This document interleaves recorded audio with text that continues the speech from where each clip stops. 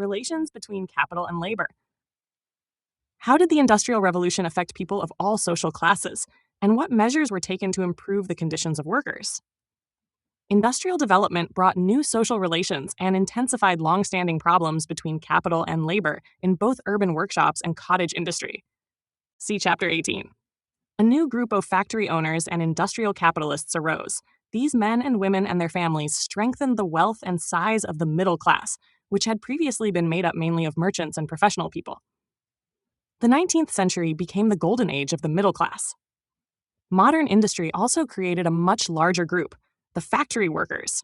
For the first time, large numbers of men, women, and children came together under one roof to work with complicated machinery for a single owner or a few partners in large companies. The growth of new occupational groups in industry stimulated new thinking about social relations.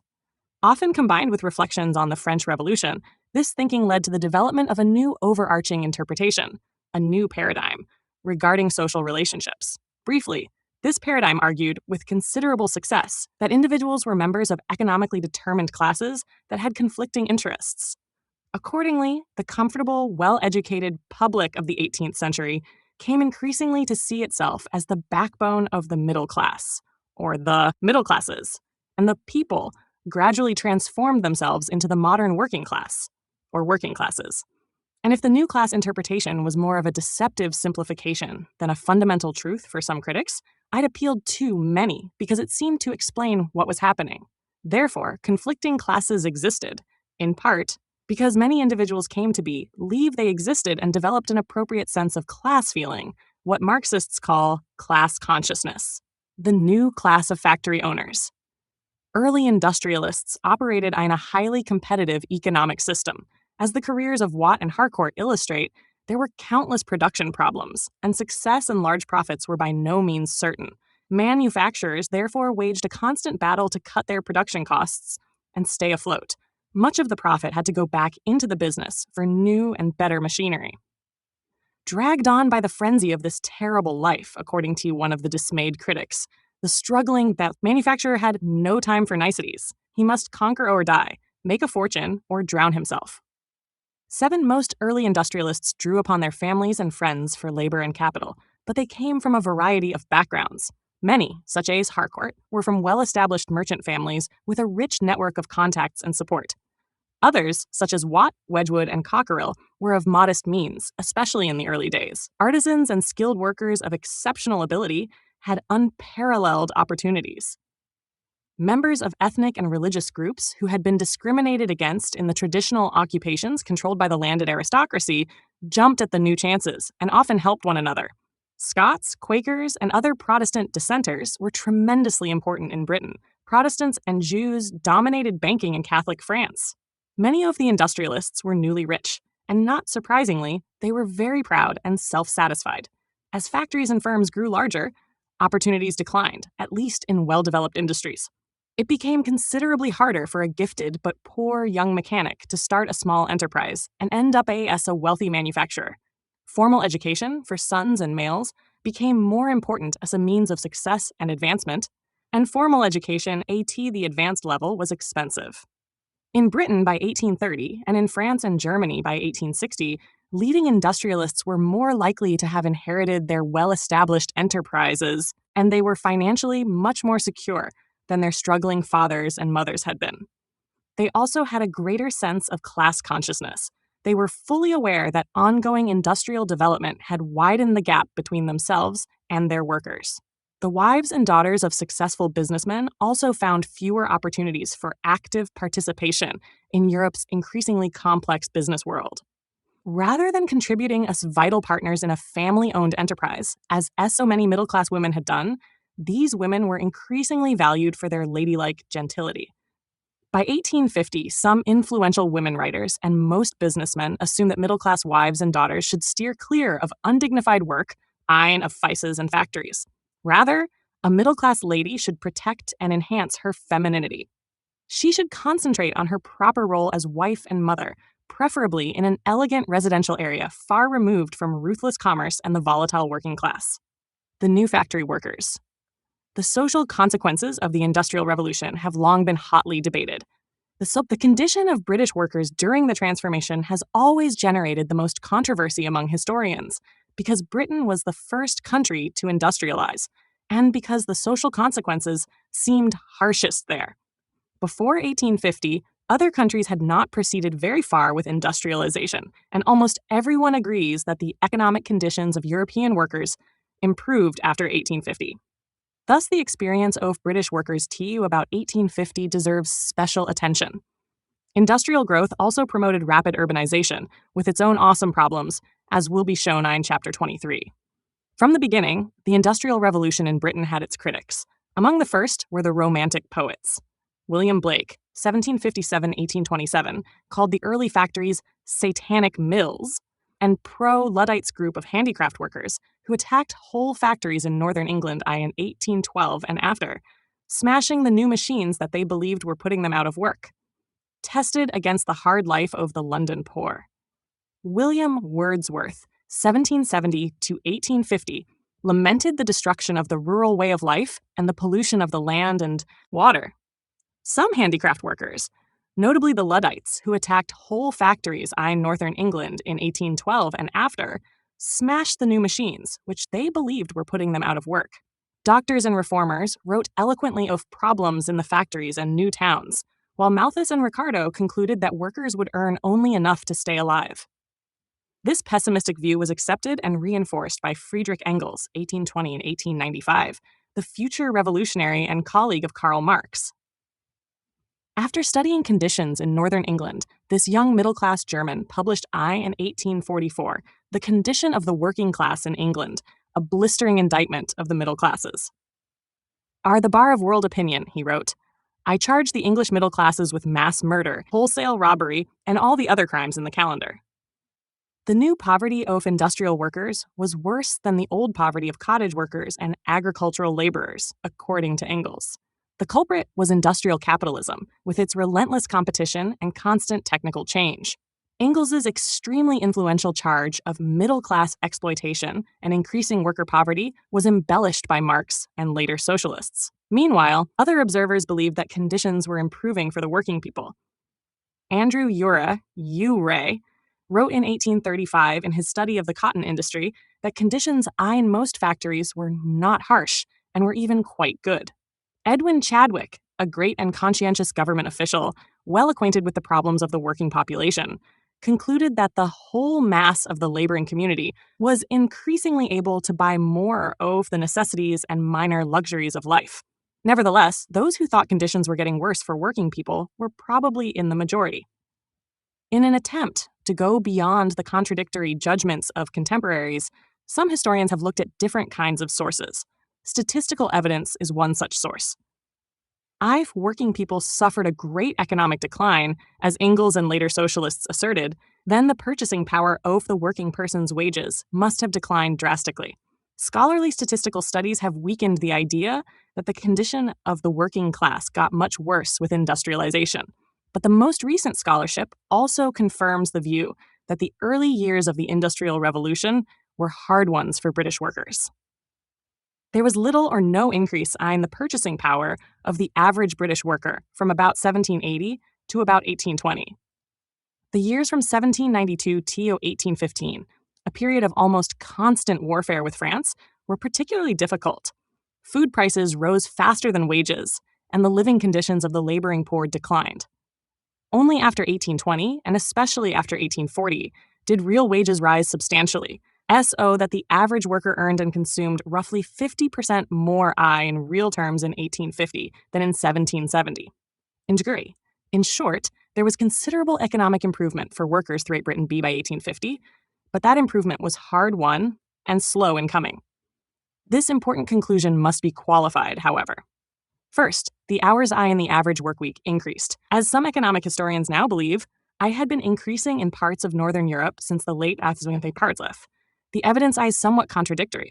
Speaking gen. 17th century.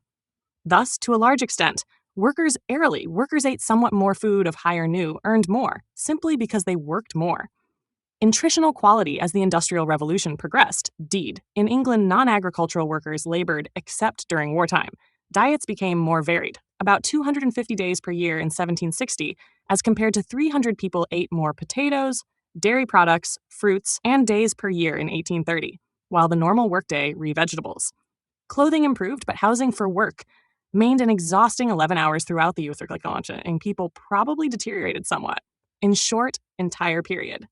In 1760, non-agricultural workers still a per capita use of specific goods supports the position served many religious and public holidays be by not work, that the standard of living of the working classes rose and Monday was popularly known as Saint, at least moderately, after the long wars with France.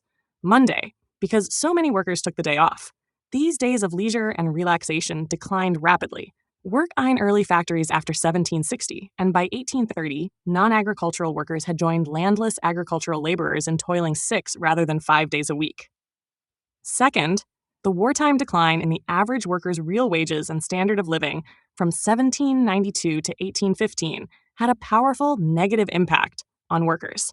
These difficult war years, with more unemployment and sharply higher prices for bread, were formative years for the new factory labor force, and they colored the early experience of modern industrial life in somber tones.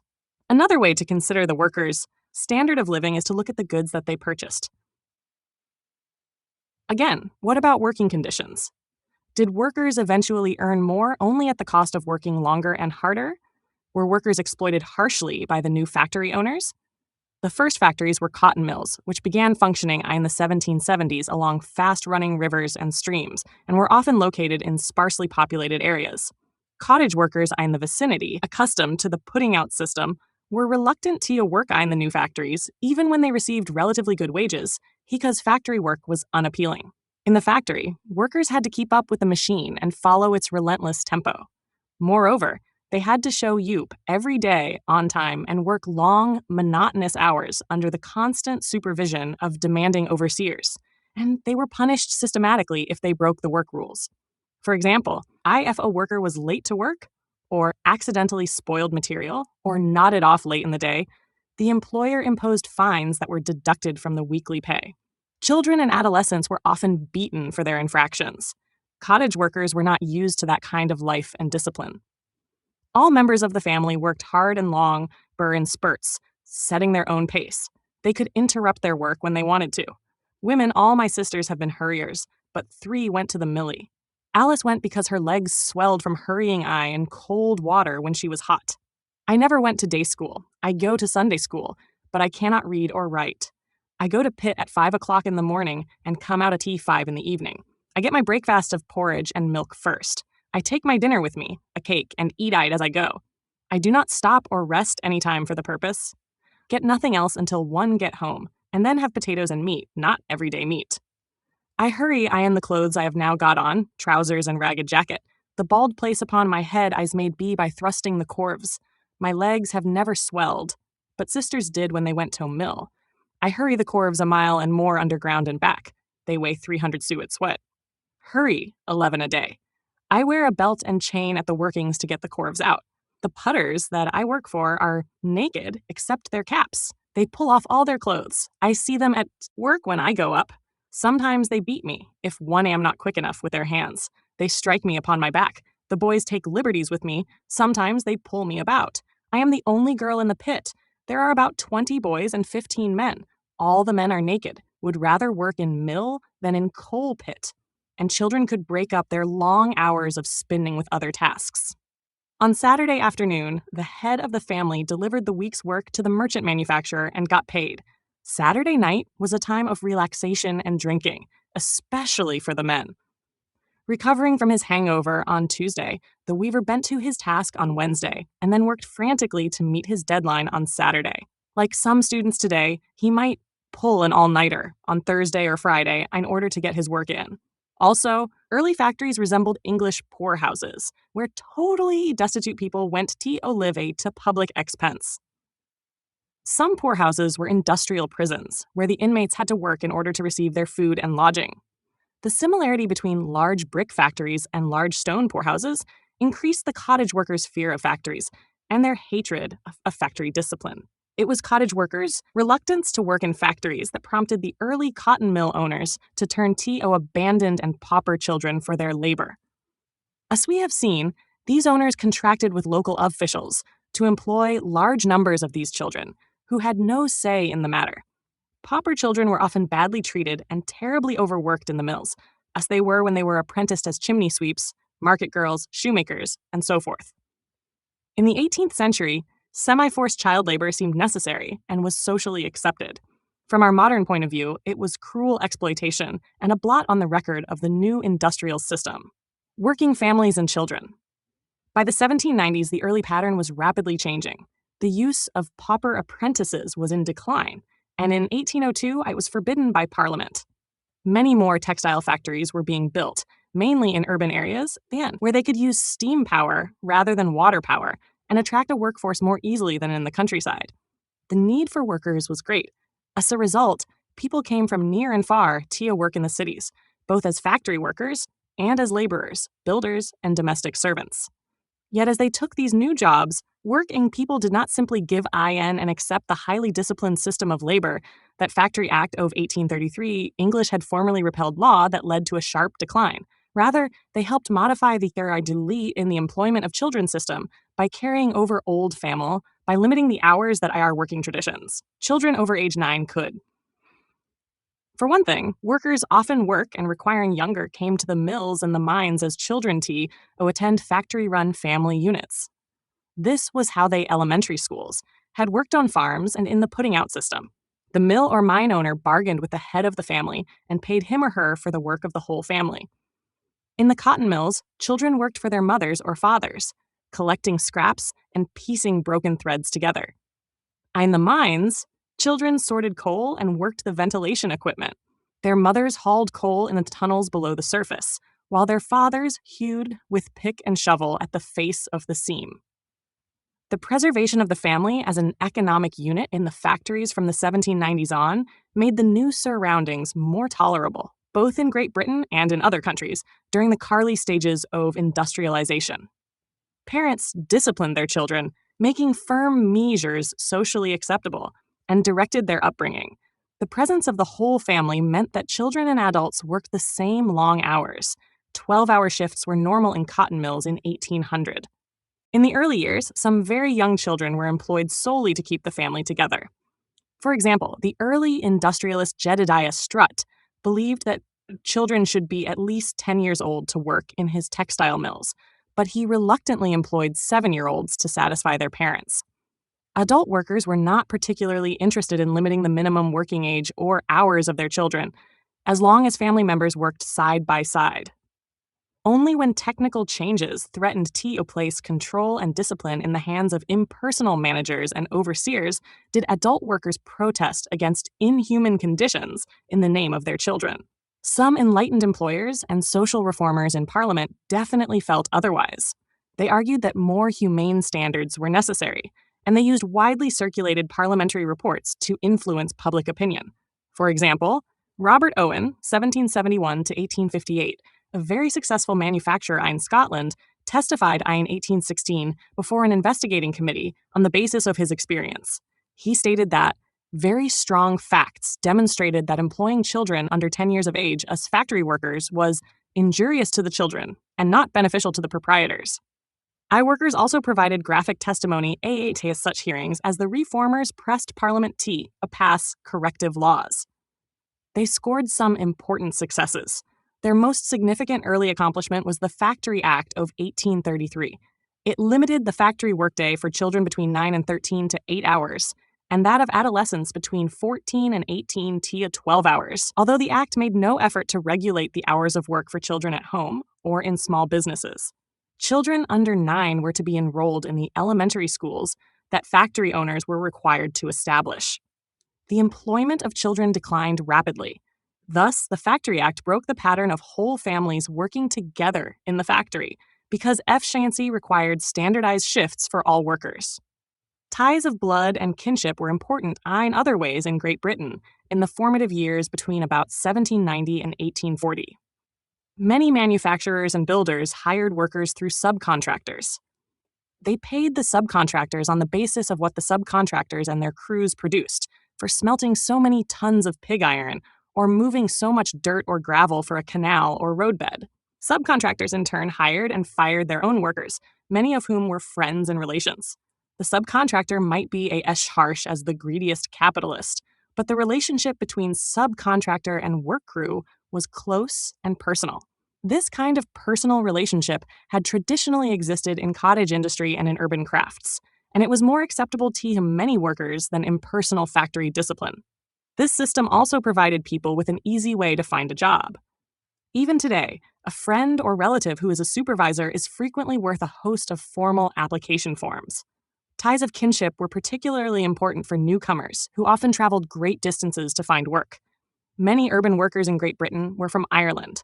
Forced out of rural Ireland, by population growth and deteriorating economic conditions from 1817 on, Irish, in search of jobs, took what they could get. As early as 1824, most of the workers in the Glasgow cotton mills were Irish. In 1851, 1/6 of the population of Liverpool was Irish.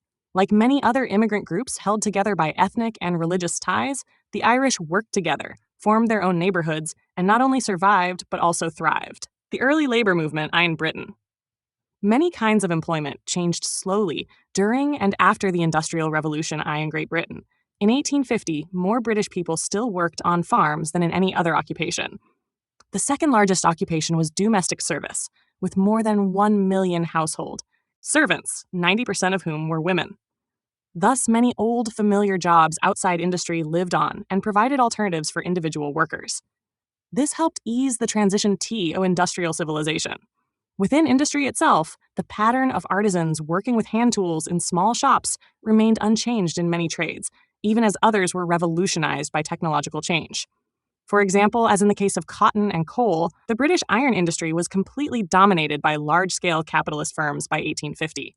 Many large ironworks had more than 1,000 people on their payrolls. Yet the firms that fashioned iron into small metal goods, such as tools, tableware, and toys, employed on average fewer than 10 wage workers who used time-honored handicraft skills. Only gradually after 1850 did some owners find ways to reorganize some handicraft industries with new machines and new patterns of work. The survival of small workshops gave many workers an alternative to factory employment. Working-class solidarity and class consciousness developed in small workshops, as well as in large factories. In the northern factory districts, where thousands of hired hands looked across at a tiny minority of managers and owners, anti-capitalist sentiments were frequent by the 1820s. Commenting in 1825 on a strike in the woolen center of Bradford, and the support it had gathered from other regions, one paper claimed with pride that it is all the workers of England against a few masters of Bradford. I6. Modern technology and factory organization had created a few versus the many. The transformation of some traditional trades by organizational changes, rather than technological innovations, could by themselves also create ill will and class feeling. The classical liberal concept of economic freedom and laissez-faire emerged in the late 18th century, and it continued to gather strength in the early 19th century, see Chapter 22. As in France during the French Revolution, the British government attacked monopolies, guilds, and workers' combinations in the name of individual liberty. In 1799, Parliament passed the Combination Acts, which outlawed union and strikes. In 1813 and 1814, Parliament repealed the old and often disregarded law of 1563, regulating the wages of artisans and the conditions of apprenticeship. As a result of these and other measures, certain skilled artisan workers, such as bootmakers and high-quality tailors, found aggressive capitalists ignoring traditional work rules and trying to flood their trades with unorganized women workers and children to beat down wages. The capitalist attack on artisan guilds and work rules was bitterly resented by many craft workers, who subsequently played an important part in Great Britain and in other countries, in gradually building a modern labor movement to improve working conditions and to serve worker needs. The Combination Acts were widely disregarded by workers. Printers, papermakers, carpenters, tailors, and other such craftsmen continued to take collective action, and societies of skilled factory workers also organized unions. Unions sought to control the number of skilled workers, limit apprenticeship to members' own children, and bargain with owners over wages.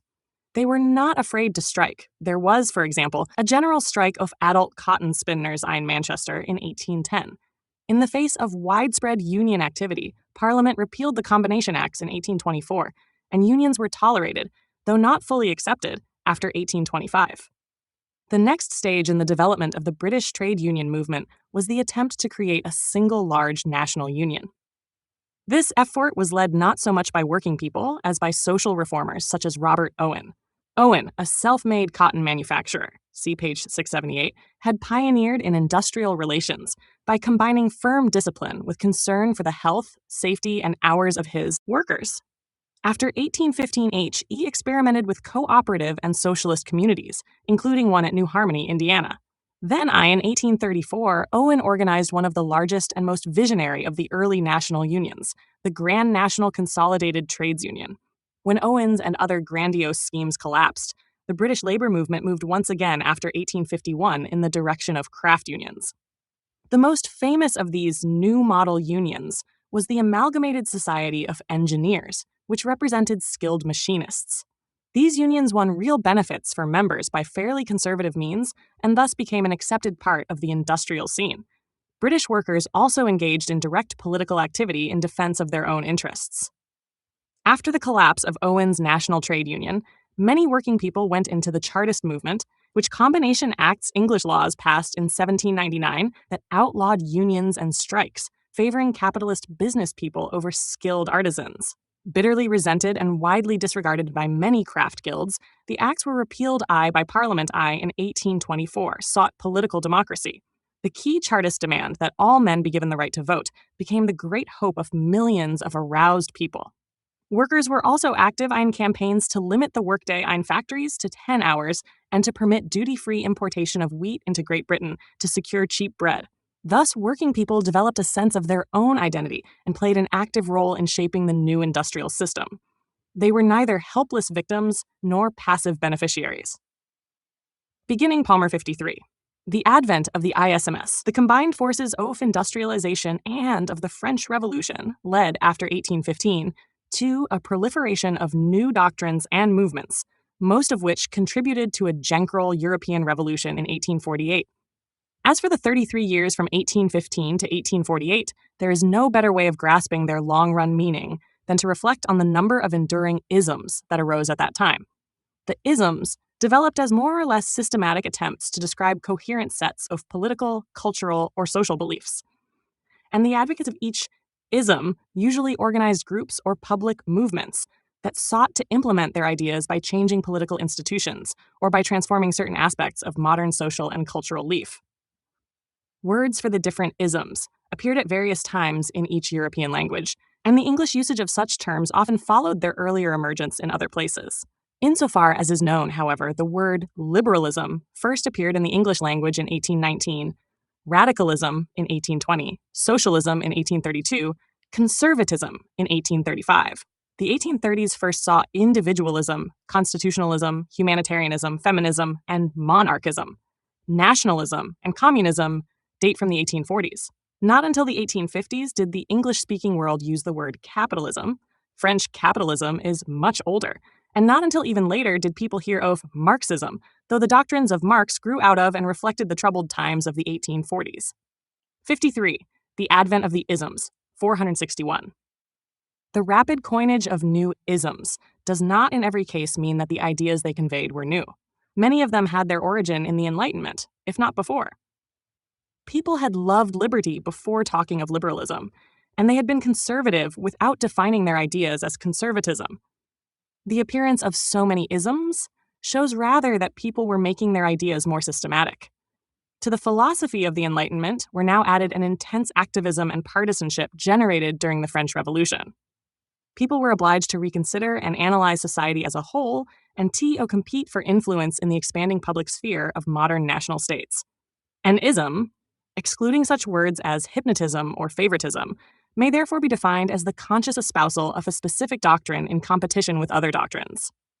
Many of the new isms drew on the analytical themes of the emerging social sciences, and they often developed institutions in which intellectuals could carry their ideas to other social groups and wider social movements. New knowledge became linked to new forms of social and political action. Without the isms created in the 30-odd years after the Peace of Vienna, It is impossible to understand or even talk about the history of the world since that event, so that a brief characterization of some of the most important I's in order. Romanticism. One of the most influential isms was not explicitly political. It was called Romanticism, a word first used in English in the 1840s to describe a movement then half a century old.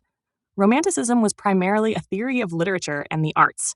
Its great exponents included William Wordsworth, Lord Byron, Percy Bysshe Shelley, and Mary Wollstonecraft, craft Shelley in England, Victor Hugo, René Chateaubriand, and George Sand in France, and Friedrich von Schiller, Friedrich Schlegel, and many others in Germany. As a theory of art, it raised basic questions about the nature of human knowledge, the importance of various human senses or faculties, the relation of thought and feeling, the meaning of the past and of time itself, and the processes of artistic creativity. Romanticism rejected the emphasis on classical rules and rational order that had shaped aesthetic theory during much of the 18th century. Romantics celebrated the idiosyncratic visions of creative individuals rather than the symmetries of classical art and literature. They helped produce the modern image of defiant artistic rebels. Representing a new way of sensing all human experience, Romanticism affected much thinking on social and public questions, as well as early 19th century debates about culture and the arts. Possibly the most fundamental romantic attitude was a love of the unclassifiable, of moods or impressions, scenes or stories, sights or sounds. Love of the unclassifiable, are things concretely experienced, personal idiosyncrasies or peculiar customs that the intellect could never classify, box up, explain away, or reduce to an abstract generalization. The Romantics, characteristically, insisted on devalue of feeling and non-rational experiences as well as of reason. They were aware of the importance of the subconscious. They were likely to suspect a perfectly lucid idea as somehow superficial. They loved the mysterious, the unknown, the half-seen figures on the far horizon. Hence, Romanticism contributed to a new interest in unfamiliar, distant societies and strange, distant historical epochs. Where the philosophies of the Enlightenment had deplored the Middle Ages as a time of intellectual error, the Romantic generation looked back upon them with respect and even nostalgia, finding in them a fascination, a colorfulness, or a spiritual depth that they missed in their own time. The Gothic, which rationalists thought barbarous, had a strong appeal for Romantics. A Gothic revival emerged in the arts, of which one example was the British Parliament buildings, which were rebuilt in this architectural style during the 1840s. In medieval art and institutions, as in the art and institutions of every age and people, the Romantics saw the expression of an inner genius. The idea of original or creative genius was in fact another of the most fundamental Romantic creative genius beliefs. A genius was a dynamic spirit that no rules could hem in, one that no analysis or classification could ever fully explain. Genius, it was thought, made its own rules and laws. The genius might be that of the individual person, such as the artist, writer, or Napoleonic mover of the world. It might be the genius or spirit of an age. Or it might be the genius of a people or nation, the Volksgeist of Herder, an inherent national character, making each people grow in its own distinctive way, which could be known only by a study of its history. Romanticism thus merged in many places. 53. The advent of the isms.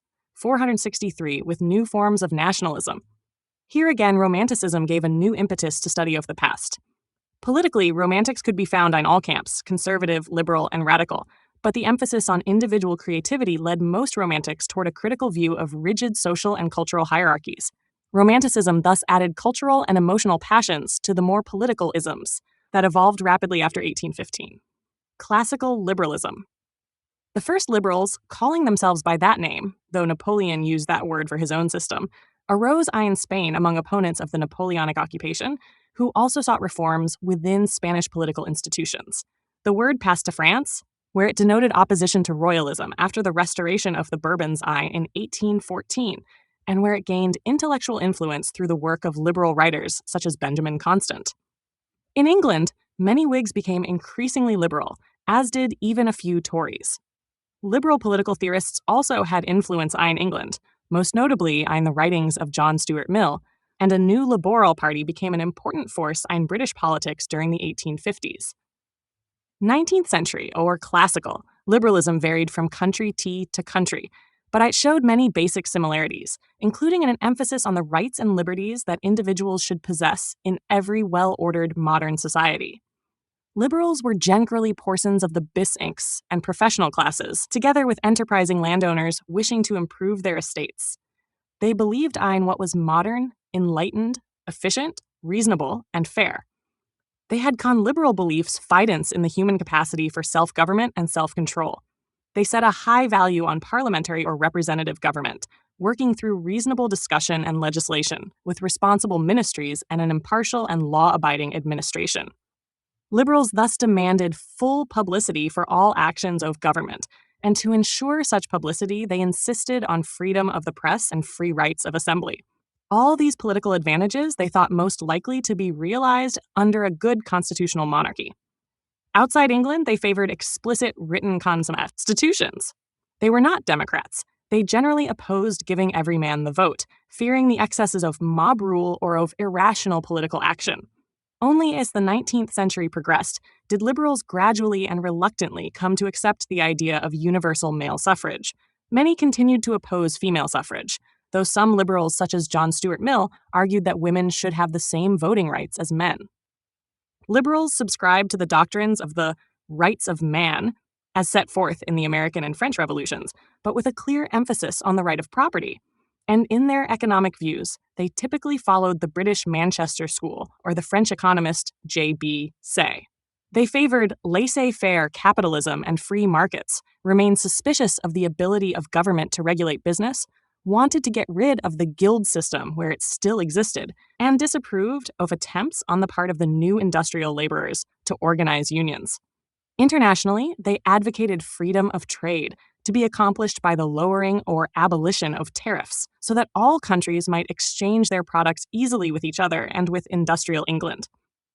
In this way, they thought, each country would produce what I was best able to sell in international markets, and so best increase its wealth and standards of living. From the growth of wealth, production, invention, and scientific progress, they believed that the general progress of humanity would ensue. They generally frowned upon the established churches and landed aristocracies as obstacles to advancement. They believed in the spread of tolerance and education. They were also profoundly